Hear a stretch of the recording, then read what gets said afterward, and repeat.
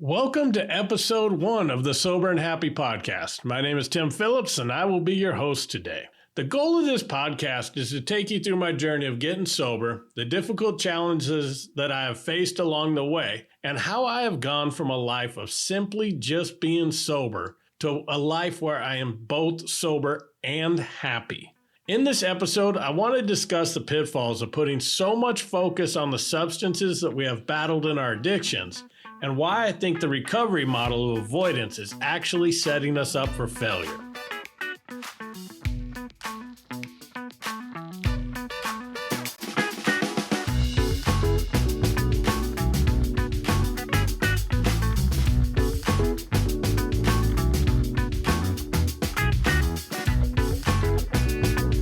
Throughout this podcast, I'll share a lot about my recovery journey, but for this episode, I want to jump ahead to a point just after I had 5 years of sobriety.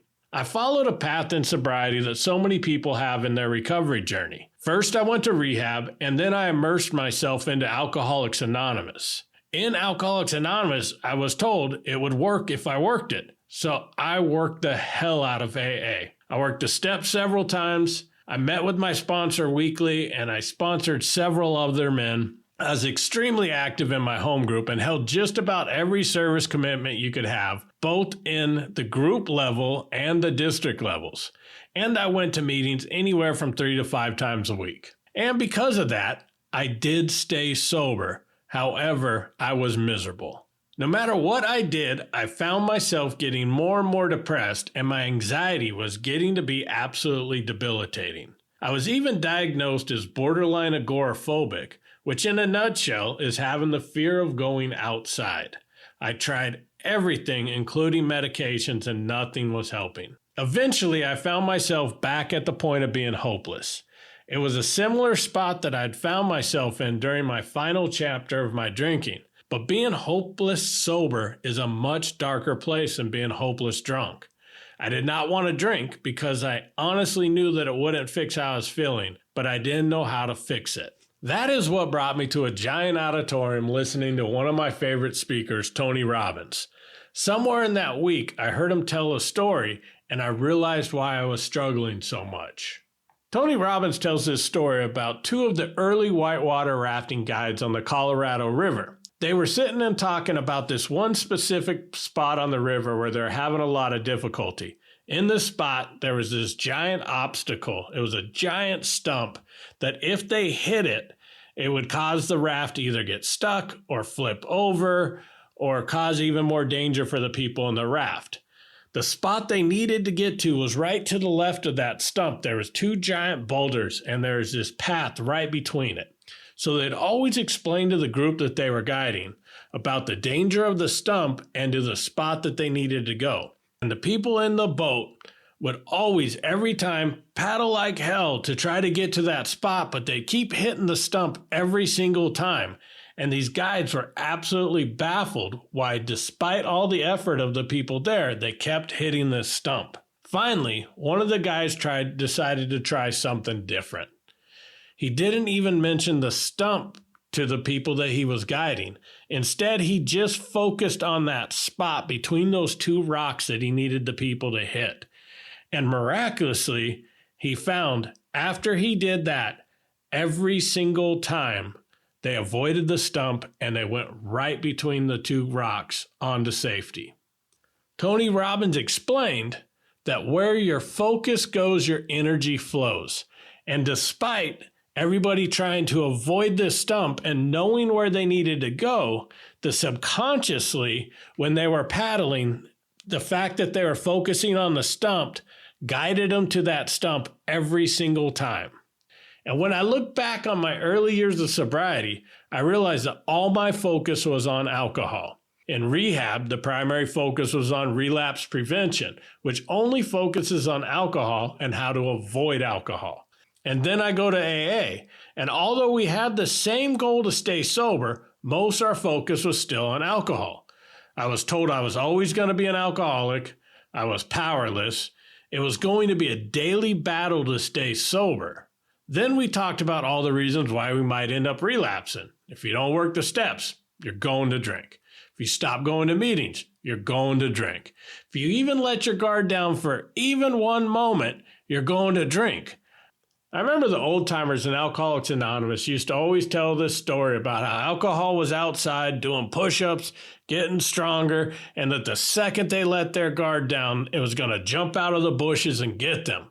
And then we also focus on all the things that it isn't safe to do. Don't walk down the liquor aisle at the grocery store. Don't go to places with alcohol without having support and a foolproof plan to get out of there just in case you craved alcohol. And the list goes on and on. I found with that mindset, I couldn't do so many of the things that I enjoyed doing because I was so focused on the danger of being around alcohol. I couldn't go to a concert and enjoy it. I couldn't go to sporting events. I couldn't even go to my friend's wedding without worrying about drinking constantly. Being sober was supposed to open up all the possibilities in what I could do in life, but it always seemed that I needed to keep limiting myself just to stay sober. No wonder so many people in recovery are battling so hard with anxiety and depression. Alcohol is everywhere and it cannot be avoided. So to focus your recovery on how to not drink and that the world is full of danger really is setting us up not only for a constant battle against our addiction, but it is also putting us at a very fragile and debilitating state of mental health. No wonder so many of us relapse. I don't think it's because we don't follow the rules. I think we are simply exhausted with the life of sobriety that has been presented to and taught to us. That is exactly where I was when I woke up the morning of my 5-year sober anniversary. It was a huge milestone for me, and I was hoping that life was going to change that morning. I was going to finally be happy and fulfilled. I felt once I reached that point that so many others failed to do, that something finally was going to click, but it didn't happen. I was filled with disappointment from the expectations of what that day was going to mean to me, and it spiraled me into an even deeper state of depression. However, I found once I shifted my focus on the sober life I wanted to live and not focusing on simply how to navigate the world filled with dangers lurking around every corner, that everything changed. I want to clarify that I'm not saying to not take precautions, especially in the early days, and I'm definitely not saying to deliberately put yourself in dangerous situations just to prove something, to build your strength, or that you should test fate. We should always use common sense when dealing with addiction. If you have a problem with crack, you probably shouldn't hang out in a crack house. The same thing could be applied to my situation. I personally don't go to bars just to go to a bar, but it isn't because I think I will drink in a moment of weakness. I personally just don't enjoy the atmosphere. However, when I'm out of town on business, I could go out with my coworkers after a long day of meetings. My point is that we still need to avoid the stump. However, if we're constantly focusing on the stump, no matter how hard we paddle to avoid it, we're actually increasing our chances of ending up in the spot we're so desperately trying to avoid. I have found how to navigate between those two boulders to the calm water beyond that. It is a place where you don't have to paddle like hell just to avoid obstacles. It is a place where you can relax and enjoy the beautiful view that is just beyond that struggle. We'll discuss throughout this podcast many of the tools and tactics I picked up along the way that has helped me discover how to get where I am now and what I am doing now to continue to grow and live an amazing life. But for now, I want you to reflect on what you are focusing on in this moment of your life in regards to your recovery, remembering that where your focus goes, your energy flows. Are you focusing on all the things that you can't do in life since you quit drinking, or are you focusing on the life you want to lead? Do you constantly think about the person you were in the past, or are you giving yourself credit for how far you have come so far and are working towards the person you want to be? What are some of the limiting beliefs you tell yourself about your addictions? How much of your day is still controlled by alcohol? Have you simply shifted from being obsessed with drinking to being obsessed about not drinking? What would your life look like if you shifted that focus towards building an amazing life that just happens to not involve alcohol? Most importantly, how are you identifying yourself today? Me personally, I no longer identify as Tim the alcoholic.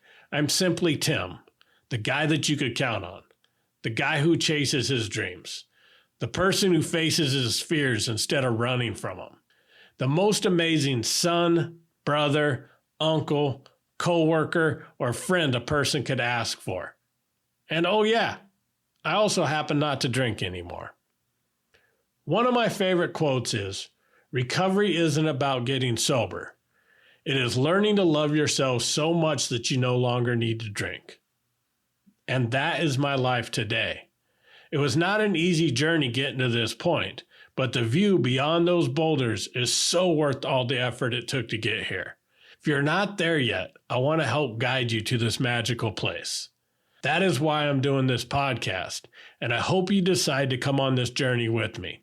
I will be posting new episodes every week, so please like and subscribe so that you don't miss an episode. And if you found this helpful, please share it with someone else that you think it might help. And I want to thank you so much for listening, and keep living sober and happy.